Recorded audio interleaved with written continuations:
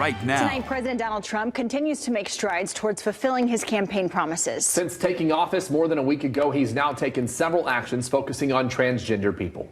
One executive order defines sex in federal matters as only male or female, while not recognizing transgender, non-binary, or intersex people, or the idea that gender can be fluid. Another order bans transgender military members. Trump enacted this ban before in 2017, but President Biden later repealed it in 2021. A third order cuts federal support for gender transitions for anyone under the age of 19. It also directs that federally run insurance programs exclude coverage for such medical care.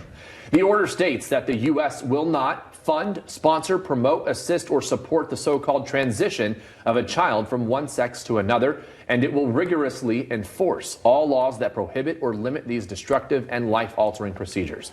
It argues that kids are too impressionable to make this kind of decision, so it is one they will later regret and cannot reverse. Today, our Julie Dunmeyer spoke to several trans advocates who argue against this narrative. Today I spoke with members and allies of the trans community in Grand Rapids. They explained gender-affirming care and how they feel targeted under the Trump administration. It feels very heavy, although we knew this was coming. It's dangerous.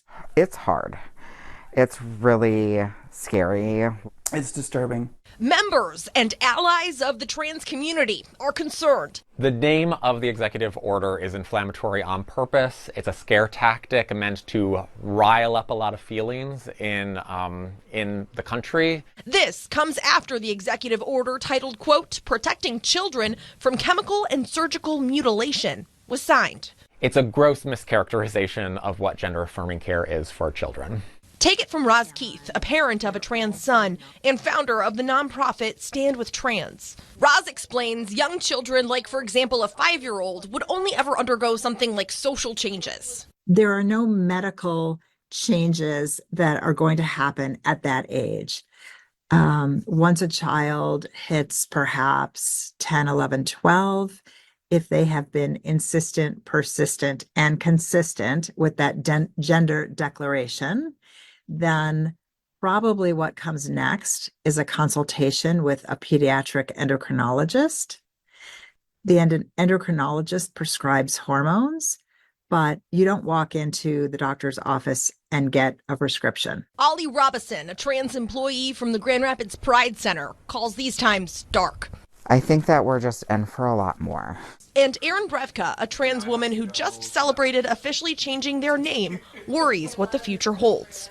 It has been extremely distressing. I know that even though I am fortunate at the moment being a trans woman, like an adult trans woman, this isn't directly hurting me, but I've been there. I know what it's like to be a queer child who doesn't understand themselves, let alone what's going on around them. This order centering around children is cause for pause with all of the adults Fox 17 spoke with. We see a large percentage of depression and suicidality in youth already, largely due to societal transphobia.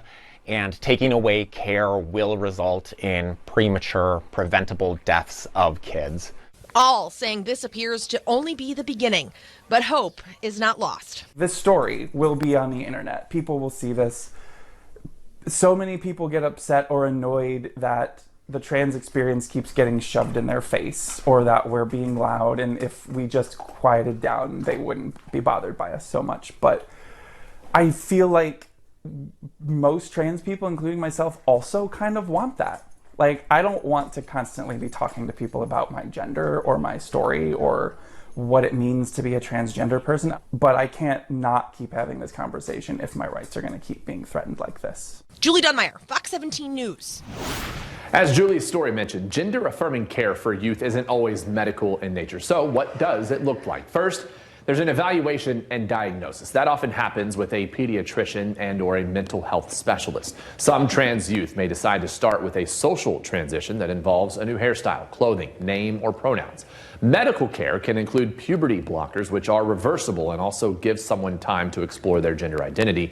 Older teens may later take hormones to make their bodies more closely match their gender identity. Well beyond that can be some kind of gender-affirming surgery, but the Grand Rapids Trans Foundation tells us that surgeries are very rare in trans youth. Gender-affirming care is supported by medical groups such as the American Medical Association and the American Academy of Pediatrics. Today, we also reached out to several Republican lawmakers from both the state and federal levels to get their reactions.